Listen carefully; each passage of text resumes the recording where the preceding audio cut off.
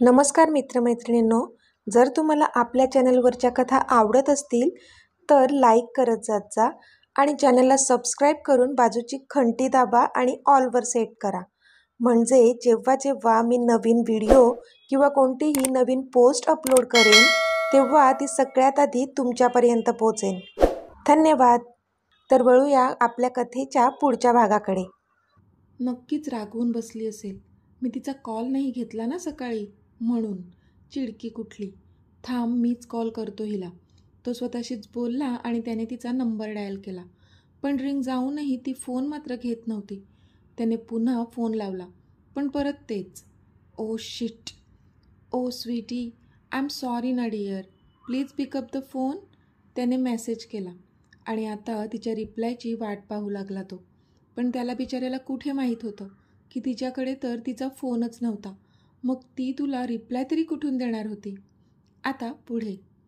मै कम in sir, परीने खूपच अदबीने विचारलं. तसं चेअरवर बसलेल्या रियांशने एकदा तिच्याकडे पाहिलं आणि हातातला पेन गोल गोल फिरवत हसून नाहीमध्ये मान हलवली. तसे इथे परीने डोळे बारीक केले आणि तशीच धाडकन दरवाजा लुटून ती आत आली आणि त्याच्यासमोर हाताची घडी घालून उभी राहिली. व्हॉट? जसं काही झालंच नाही अशा आविर्भावात बोलला तो. आणि इथे परी पुन्हा चिडली.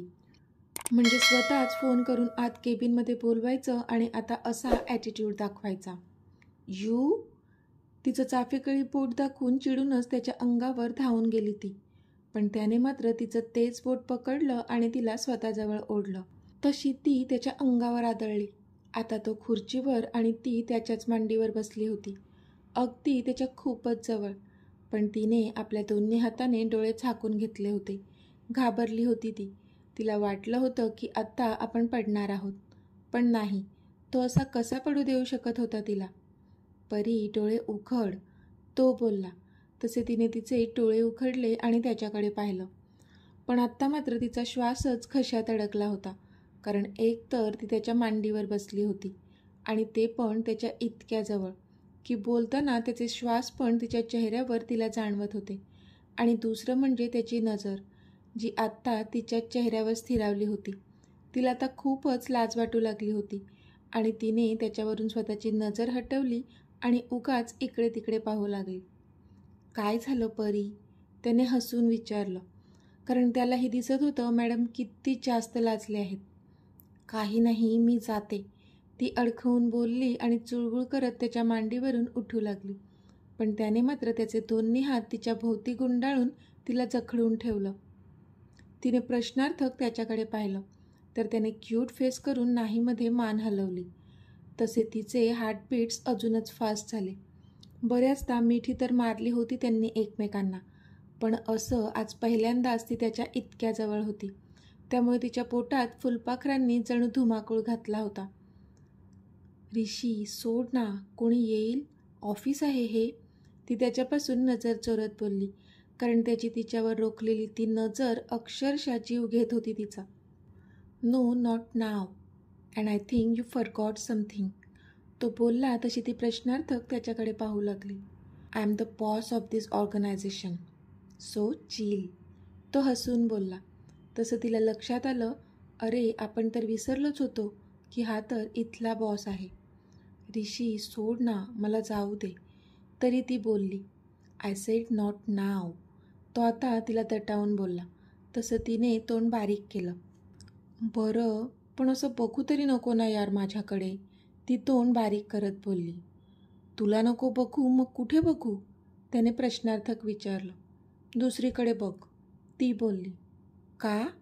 त्याने विचारलं. असंच, ती बोलली. अरे वा, असंच? असंच का? त्याने विचारलं. ऋषी प्लीज, ती बोलली. नाही, आधी मला सांग, मी तुझ्याकडे का नाही बघायचं ते, त्याने विचारलं. कारण, ती बोलता बोलता थांबली. कारण? कारण काय परी? त्याने तिच्या केसाची एक पट गालावरून बाजूला सारत विचारलं. तशी ती अंग शहारली. कारण तू असं माझ्याकडे बघत राहिल्याने काहीतरी होतं मला, आतल्या आत, ती लाजून खाली मान घालून बोलली. तसा तो गालातच हसला. काय होतं परी? तरी त्याने विचारलं. त्याला कळत होतं तिला काय म्हणायचं आहे, पण तरी छळत होता तो तिला. मला नाही माहीत, पण काहीतरी होतं, ती बोलली. त्रास होतो का माझ्यामुळे? त्याने विचारलं तसं तिने त्याच्या ओठांवर स्वतःचा हात ठेवला. वेडा आहेस का? काहीही काय बोलतोय? तुझ्यामुळे का त्रास होईल मला? पण तू असं बघत राहिल्याने पोटात गोळा येतो, हृदयात बाण मारल्यासारखं वाटतं. वेगळीच फिलिंग, अगदी जीवघेणी, पण तरीही हवीहवीशी वाटणारी. ती एका झटक्यात बोलून गेली. पण जो हात तिने त्याच्या ओठांवर ठेवला होता तो अजूनही तसाच होता ह्याची मात्र तिला कल्पना नव्हती. तिचं ऐकून तो मात्र गालातच हसला आणि त्याने तिच्या त्या हातावर किस केला, जो अजूनही त्याच्या ओठांवर होता.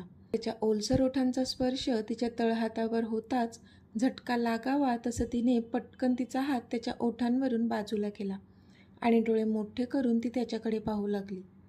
ऋषी, ती डोळे मोठे करून बोलली. तिला एक्सपेक्ट नव्हतं तो असं काही करेल. व्हॉट ऋषी? तो बोलला आणि त्याने तिला उचलून समोरच्या टेबलवर बसवलं. आता तो स्वतः त्याचे दोन्ही हात तिच्या अवतीभवती ठेवून थोडा वाकून उभा होता. त्याचा आणि तिचा चेहरा एकमेकांच्या एकदम जवळ होता, पण तो इतका जवळ असल्यामुळे तिची धडधड मात्र खूप जास्त वाढली होती. ती काही बोलणार त्याआधीच त्याने त्याचं बोट तिच्या ओठांवर ठेवलं. तसे तिने डोळे मिटले.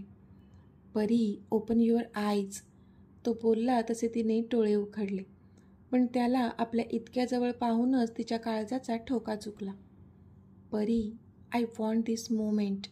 त्याने तिच्या ओठांवरचं बोट हलकंच दाबलं आणि तेच बोट स्वतःच्या ओठांवर ठेवलं. तसा तिचा तर जीवच घशात आला आणि तिच्या शरीराची थरथर वाढली, कारण त्याला काय म्हणायचं होतं ते न समजण्या इतपत मूर्ख नक्कीच नव्हती ती. मे आय? त्याने रीतसर तिची परमिशन मागितली आणि तिच्या कमरेत हात घालून तिला खसकन स्वतःजवळ ओढलं त्याने. तशी ती सैरभैर झाली. हळूहळू तो तिच्यावर झुकू लागला. तसा तिचा मात्र श्वास वाढत गेला, अगदी डबलच्या स्पीडने, आणि तिने स्वतःचे डोळे मिटले. तिची पहिलीच वेळ होती ही, त्यामुळे जास्तच नर्वस होती ती. पण त्याचा मूड खराब नव्हता करायचा तिला, म्हणून तिने त्याला मूकसंमती दिली होती. पण आत्ता मात्र तो जसजसा तिच्या जवळ येत होता तिची थरथर वाढू लागली होती. त्याने तिच्याकडे पाहिलं तर ती डोळे कच्च मिटून होती. तिला वाटणारी भीती तिच्या चेहऱ्यावर स्पष्ट पाहू शकत होता तो. त्याने स्माईल करून नकारार्थी मान हलवली आणि अजून थोडं झुकून त्याने तिच्या मानेवर स्वतःचे ओठ टेकवले आणि एक डीप किस केला तिथे. तसा तिचा मात्र श्वास फुलला. तिने डोळे उघडून पाहिलं तर आता तो हसून तिच्याकडेच पाहत होता, पण त्याने झुकून पुन्हा तिच्या मानेवर एक डीप किस केला. ऋषी प्लीज, ती बोलली. तिला आता सहन होत नव्हतं ते. हा किस बाकी राहिला, पुन्हा केव्हा तरी, जेव्हा तू कम्फर्टेबल असशील तेव्हा, ओके? तो तिच्या ओठांवर बोट ठेवून बोलला तशी हसली ती आणि तिने त्याला कच्च मिठी मारली. तिला तर भरूनच आलं होतं. I love you, I love you, I love you so much Rishi, ती त्याला खट्ट आवळत बोलली. तसा तो पण गालात हसला. किती जास्त ओळखत होता तो तिला, म्हणून तिला त्याचा अभिमान तर वाटत होताच आणि त्याच्यावर अजून जास्त प्रेम येत होतं. वेडा कुठला, प्रत्येक वेळी माझाच विचार करतोस. आत्ता तुला कसं सांगू मी ऋषी, मी तर रेडी होते आपला पहिला किस एक्सपिरियन्स करण्यासाठी. ओ गॉड, ती लाजतच मनातच बोलली आणि तिने तिची मिठी अजूनच घट्ट केली. इथे युविकाने पूर्ण रूम अस्ताव्यस्त करून टाकली होती. तिच्या रूममधलं सगळं सामान इकडे तिकडे विखुरलं गेलं होतं. एक वस्तू जागेवर नव्हती ठेवली तिने. एवढा तिचा संताप झाला होता. रडून रडून डोळे सुजले होते, कारण कधीपासून ती दार वाजवत होती पण अजूनही कोणीच तिच्यासाठी दार उघडलं नव्हतं. म्हणून आधीच रागीट स्वभावाची असलेल्या तिचा अजूनच संताप वाढला होता. आपलीच आई आपल्यासोबत अशी कशी वागू शकते, तिला कळतच नव्हतं. ज्या आईने आपल्यावर जीवापाड प्रेम केलं तीच आई आता आपल्या भावना जाणून घेऊ शकत नाही. तिला कदरच नाही आपल्या फिलिंग्सची. आयुष्यात एकदा स्वतःसाठी काहीतरी मागितलं होतं, पण ते सुद्धा आपल्या आईने आपल्याला देऊ नये. एवढी वाईट आहे का मी? पण मी माझ्या आधीला सोडून कोणाशीच लग्न नाही करणार. तो माझा आहे आणि मी त्याची. बाकी मला काहीच माहीत नाही. आई, तुला पण आमच्या नात्याला परमिशन द्यावीच लागेल. आणि जर तू परवानगी नाही दिलीस तर मग नाही तर नाही. तुझ्या परवानगीशिवायसुद्धा आम्ही एक होऊ शकतो. तिच्या मनात आता अग्नी पेटला होता, कारण आधीशिवाय जगणं म्हणजे सरळ सरळ मरण पत्करणं होतं तिच्यासाठी. तिला आता काहीच सुधरत नव्हतं, म्हणून डोक्याला हात लावून बसली होती ती, अगदी शून्यात बघत. अक्षय तू?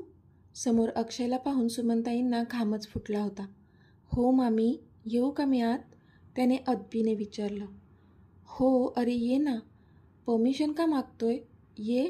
सुमनताई कसंबसं हसून बोलल्या, पण त्यांना किती जास्त टेन्शन आलं होतं हे तर फक्त त्याच जाणत होत्या. तुम्ही असे अचानक निघून आलात, मला भेटले देखील नाहीत, म्हणून म्हटलं एकदा तुम्हाला भेटावं, अक्षय बोलला. अरे ते ऑफिसमध्ये थोडा प्रॉब्लेम झाला होता, म्हणून आम्हाला अचानक निघावं लागलं. वंसनी सांगितलं नाही का तुला? मला वाटलं ते सांगतील म्हणून मी. सुमनताई बोलल्या तसं अक्षयने त्यांना थांबवलं. अगं मामी, इट्स ओके. तुला एवढं एक्सप्लेनेशन द्यायची गरज नाही आहे अगं. मला आईने सांगितलं सगळं, पण तरी म्हटलं तुम्हाला काही हेल्प वगैरे लागली तर, म्हणून जसा हॉस्पिटलमधून घरी आलो तसा फ्रेश होऊन पटकनच इथे निघून आलो, अक्षय नाटकी स्वरात बोलला. पण सुमनताई मात्र त्याच्याकडे पाहतच राहिल्या. म्हणजे हा इतका समंजस असूनही कशी काय युवी त्याला सोडून दुसऱ्याचा विचार करू शकते, हाच प्रश्न पडला होता त्यांना. पण त्यांना नाण्याची दुसरी बाजू माहीतच कुठे होती. त्यासुद्धा अक्षयच्या नाटकाला भुलल्या होत्या. मामी काय झालं? अक्षयने विचारलं. तशा सुमनताई भानावर आल्या. हां? नाही, कुठे काय? काही नाही, सुमनताई स्वतःला सावरत बोलल्या. मामी, युवी कुठे आहे? ती नाही आली तुझ्यासोबत ऑफिसला? त्याने विचारलं. नाही, ती थकली आहे थोडी प्रवासाने, म्हणून नाही आली सोबत, सुमनताई अडखळत बोलल्या. मामी, तू काहीतरी लपवत आहेस का माझ्यापासून? अक्षयने विचारलं. तशा सुमनताई चपापल्या. नाही तर, अजिबात नाही, सुमनताई बोलल्या. तसं वाटत तर नाही, अक्षय बोलला. खरंच अरे, काही नाही, सुमनताई बोलल्या, पण त्यांच्या डोळ्यांतून एक अश्रू खाली पडलाच. मामी, तू युविकाचा विचार करत आहेस ना?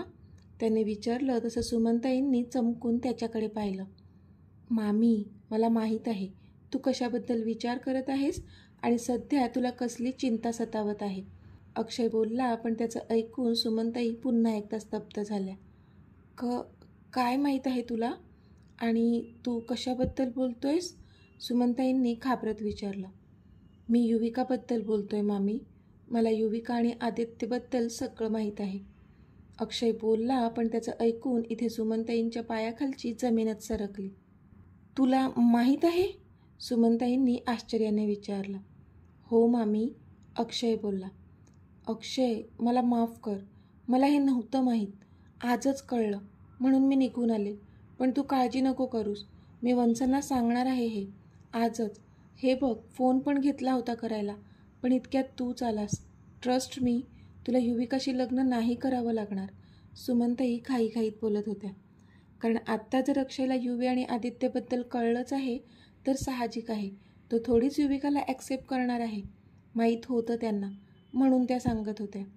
मामी, तू शांत हो आधी, हे घे पाणी पी, बघ तुला किती थाप लागली आहे, असं म्हणत अक्षयने तिथला पाण्याचा ग्लास सुमनताईंच्या तोंडाला लावला.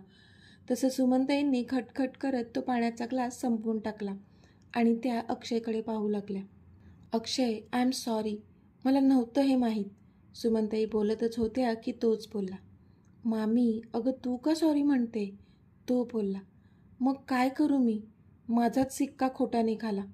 पण तू नको टेन्शन घेऊ, तुला युवीशी लग्न नाही करावं लागणार, मी वंसना आजच सगळं सांगून टाकते, त्या खाली मान घालून बोलल्या, कारण आत्ता काहीच फायदा नव्हता स्वतःचा हट्ट धरून ठेवायला. आणि जर मी म्हणालो मला युवीशीच लग्न करायचं असेल तर, तो बोलला तसं सुमनताईंनी चमकून त्याच्याकडे पाहिलं. हो मामी, मला युविकाशीच लग्न करायचं आहे, अगं प्रेम आहे माझं तिच्यावर, खूप जास्त, अक्षय नाटकीपणे बोलला, पण सुमनताई मात्र अवाक झाल्या होत्या. मामी, अगं आपली युवी भोळी आहे, तिला तर आधीने फसवलंय, तो आहेच तसा, फक्त मुलींना आपल्याकडे कसं अट्रॅक्ट करायचं ना तेवढंच काय ते येतं त्याला. आता माझाच भाऊ आहे, पण तू त्याचे कारनामे ऐकशील तर तोंडात बोटं घालशील, अक्षय नकारार्थी मान हलवत बोलला. म्हणजे त्याचं युवीवर प्रेम नाही आहे? पण युवी तर म्हणत होती. सुमनताई बोलतच होत्या की त्याने पुन्हा त्यांना अडवलं. युवीच्या डोळ्यांवर त्याने त्याच्या प्रेमाची खोटी झापडं ठेवली आहेत. तो जसं दाखवतो ना तसंच ती बघते. अगं युविका खूपच सॉफ्ट हार्टेड मुलगी आहे आणि तिला फसवायला त्याला जास्त एफर्ट्स पण घ्यावे लागले नाहीत. तो खूप जास्त गुड लुकिंग आहे आणि म्हणूनच युविका पण त्याच्या त्या लुक्सवर फिदा झाली. वरून त्याने पण गोड गोड बोलून तिला आपल्या प्रेमाच्या जाळ्यात अडकवलं. ह्या आधी अशा कितीतरी मुलींना स्वतःच्या प्रेमाच्या जाळ्यात अडकवले त्याने आणि फसवून सोडून दिले. अक्षय मीठ मसाला लावून सुमनताईंना सांगत होता आणि त्या आवासून त्याच्याकडे पाहत होत्या. मला जेव्हा त्या दोघांबद्दल कळलं तेव्हा मला पण खूप वाईट वाटलं. मी युवीला पण खूप समजावण्याचा प्रयत्न केला, पण तिने माझं ऐकलं नाही. आता तो माझा भाऊ आहे, त्याला माझ्यापेक्षा जास्त कोण ओळखत असेल ना? पण युवीच्या डोळ्यांवर त्याने त्याच्या प्रेमाची पट्टी बांधली आहे, त्यामुळे तिला माझं सगळंच खोटं वाटत आहे. आणि त्याने लंडन कॉलेजमध्ये असताना जे प्रताप केलेत ना, ते तू ऐकलं ना तर? अक्षय नाहीमध्ये मान हलवत बोलला. काय केलं त्याने लंडन कॉलेजमध्ये असताना? सुमनताईंनी अधीरतेने विचारलं. नाही, नको, राहू दे. माझाच भाऊ आहे तो. मला तर बोलताना पण लाज वाटते, अक्षय बोलला. अक्षय, असं काय केलं होतं त्याने लंडन कॉलेजमध्ये असताना? सुमनताईंनी विचारलं. रेप, बलात्कार, अक्षय बोलला तशा सुमनताई मात्र खुर्चीवरून ताडकन उठल्या. काय? त्या जोरातच ओरडल्या आणि त्यांनी तोंडावर हात ठेवला. तर मित्रमैत्रिणींनो, आजचा भाग तुम्हाला कसा वाटला ते मला कमेंटमध्ये सांगा. आणि जर आवडला असेल तर व्हिडिओला लाईक करा, शेअर करा आणि चॅनलला सबस्क्राईब करून बाजूची घंटी नक्की दाबा. चला तर भेटूया आपल्या पुढच्या भागात. तोपर्यंत धन्यवाद.